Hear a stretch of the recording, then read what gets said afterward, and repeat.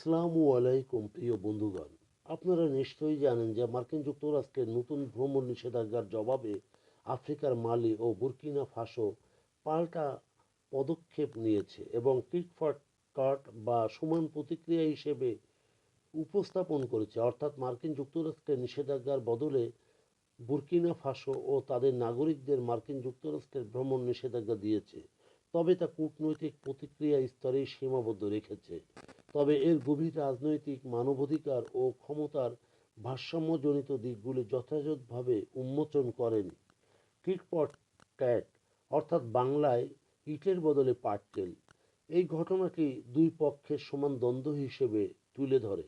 মালি ও Burkina Faso সামরিক শাসনাধীন দরিদ্র দেশ। মালি ও বুর্কিনা ফাসো ও নাইজার সামরিক শাসন, ইকোয়াস ত্যাগ এবং পশ্চিমা শক্তির সাথে টানাপোড়েন, এই বৃহত্তর ভূ রাজনৈতিক প্রেক্ষাপট সম্ভাব্য সব কিছু প্রকাশ করে না।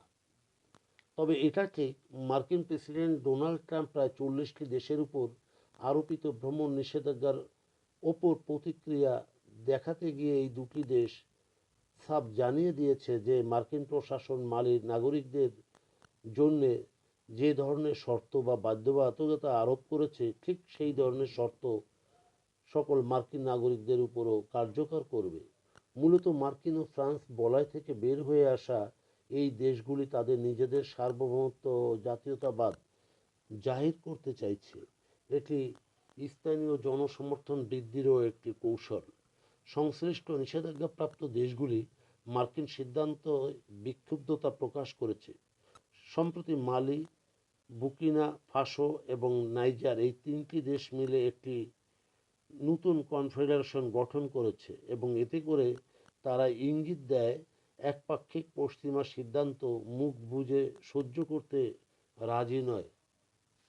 আফ্রিকার আইভরি কোস্ট ও সেনেগালের মতো বিশ্বখ্যাত দেশগুলির উপরও আংশিক নিষেধাজ্ঞা আরোপ করেছে।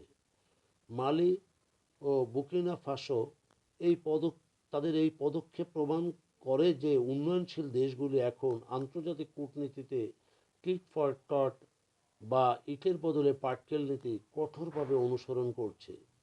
প্রিয় বন্ধু, যদি আপনি এই বিষয়টি নিয়ে আরও কিছু জানতে চান তাহলে আমাদের কমেন্ট বক্সে লিখুন, এবং যদি আমাদের এই তথ্য গল্প আপনার ভালো লাগে তাহলে লাইক এবং শেয়ার দিন, এবং এখন আজ আমাদের সঙ্গে থাকার জন্যে ধন্যবাদ।